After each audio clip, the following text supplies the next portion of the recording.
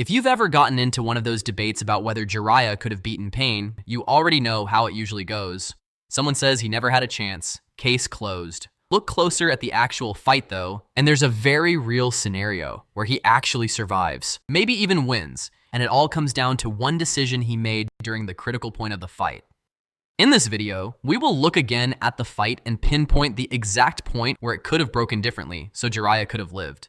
We'll also dive into why Jiraiya didn't take that option, and that's going to lead us to the real secret reason he died.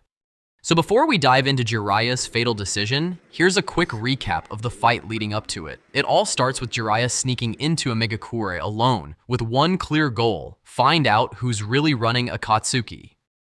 Jiraiya captures two low-ranking Rain Genin. Through interrogation, he uncovers wild rumors, the most important one being that the village is now ruled by a mysterious, godlike figure named Pain and his messenger, Conan. Jiraiya then crosses paths with Conan, and after that, Pain drops in to not miss the party. Jiraiya obviously spots the Rinnegan and thinks that he's looking at Nagato, even though the face is totally different. Then the actual fight kicks off. Pain opens up with the animal path that summons giant beasts, including that annoying multi-headed dog that multiplies every time it takes damage. So Jiraiya calls in Gamaken and Gamahiro. After that, Fukasaku and Shima get him into Sage mode, while two more Pains jump into the mix. Jiraiya manages to clutch it though by using Ma and Pa's auditory frog song Genjutsu, trapping and taking out all three bodies at once. At this point, he thinks he's won, but a fourth body ambushes him out of nowhere and takes off his left arm. The dead bodies get revived, and suddenly, he's surrounded by all six paths of Pain. The disengagement comes at the very end. Wounded and nearly cornered, Jiraiya gets Gamaken to swallow him, and Nagato loses track of him completely. No sense of where he is or what he's doing in there. For the first time in the whole fight, nobody outside that frog's stomach even knows he's alive. The second he's inside Gamaken's stomach, he manages to pull Pain's animal path in with him, and defeats it there. And that's the moment he realizes the animal path is actually a ninja from the Fuma clan, someone Jiraiya had fought once before. He decides to confirm his theory and comes back into the fight, where he eventually gets defeated. This is honestly the part of the fight that bugs me most every time I go back through it. Jiraiya's inside the frog's belly, deciding whether to go out and confirm if the real Nagato is hiding among the six bodies. Going himself risks the one body that can't be replaced. So the most logical move, send a single shadow clone out first, no weapons, no plan to fight anything, its only job is to get spotted, take the hit, and dissolve. Whatever it sees in that moment, a face or a single jutsu, comes straight back to the real Jiraiya the instant it disappears. Same intel he ended up dying for, now in Jiraiya's possession. Sending a single clone to check costs him almost nothing, yet for some reason, he goes on a suicide mission instead. So the fatal decision happens right here, before the fight against six paths is even a factor. People usually raise three excuses for why he didn't use shadow clones. Not knowing the jutsu doesn't hold up, freaking Kiba can pull a shadow clone jutsu, and Jiraiya is the one who trained Naruto to eventually master it, so there is no way Jiraiya doesn't know how to use it. Chakra isn't the issue either, he's still drawing on Sage mode when he summons a fresh toad and lands a Rasengan minutes later.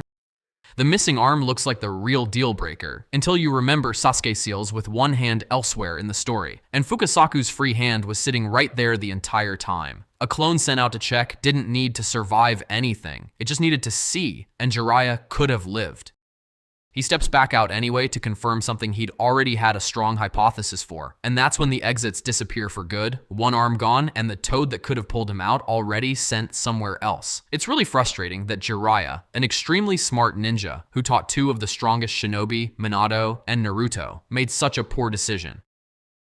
But zoom out even further, and it gets worse. I keep landing on this every time I go back to it. The recon clone idea doesn't stop at the frog's belly. Jiraiya never had to set foot in Megakure at all. Same tool, earlier use. Send a shadow clone in first and let the clone take whatever risk comes with getting spotted. Whatever it picks up transfers back the instant it's gone. Yamato already proves this works in the same universe, sending wood clones ahead to scout Orochimaru's hideouts long before he ever shows up in person. The mechanic isn't a stretch, it's already been used exactly this way, and let's not pretend the legendary Sannin couldn't think of it. Same fragments the informant handed him either way. Rumors and hints, nothing solid yet, just gathered without Jiraiya having to risk anything. But let's not pretend intel alone wins this fight outright. There's already a version of this fight fought with full information, and it still wasn't easy. People keep telling me intel alone would have won this fight for Jiraiya, and I have to partly disagree. Naruto has the intel from the start, and is in a sage mode that Jiraiya never fully mastered. And it still takes 3 separate entries into Sage Mode, a summoned army of toads, and dropping into the Ninetales form to put the fight away. Same 6 bodies, a much bigger toolkit, and it's still close. On top of that, Jiraiya's window to even reach Sage Mode only existed because Nagato staggered the bodies in one at a time. Deploy all 6 from second 1, and that window might not open at all. So even with the intel, it turns the fight between him and Pain into a coin flip, nothing more certain than that. But none of that tactical stuff is why he actually died. It actually traces back to a completely different character's arc entirely. None of what we just covered changes why Jiraiya was actually killed. I keep coming back to what Kishimoto said about Naruto and Sasuke in his various interviews. Sasuke's entire motivation comes from watching his family get wiped out, and Naruto had never lost anyone like that, so nothing he said to Sasuke about pain or revenge could really land. Losing Jiraiya, the closest thing Naruto had to a father figure, is what finally lets him understand what Sasuke had been carrying the whole time. This wasn't an easy call for Kishimoto to make either. In a 2018 interview, he admitted the whole Pain arc kept him up at night, agonizing over whether Naruto should forgive Pain or follow Sasuke's path and kill him instead. He said there were nights he'd wake up drenched in sweat, unable to land on an answer he actually believed in. This is someone who treated the morality of his own characters as something worth losing actual sleep over. Kishimoto was just as specific about timing. Come too early, and Naruto processes the grief the same way Sasuke did, sliding toward the same hatred instead of away from it. Kishimoto even confirmed why Jiraiya never came back during the war, even with half the cast getting revived. In the story, it's framed as his body being unrecoverable, but Kishimoto's actual reason was that he considered the arc finished.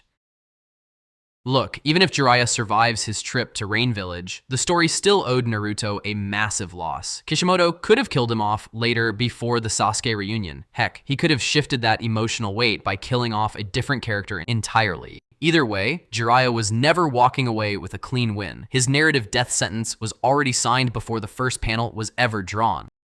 So comment down below, did Kishimoto handle Jiraiya's death well, or would you do it differently? Thanks for watching, and if you want more videos like this, subscribe to my channel so you don't miss any new videos, and see you next time.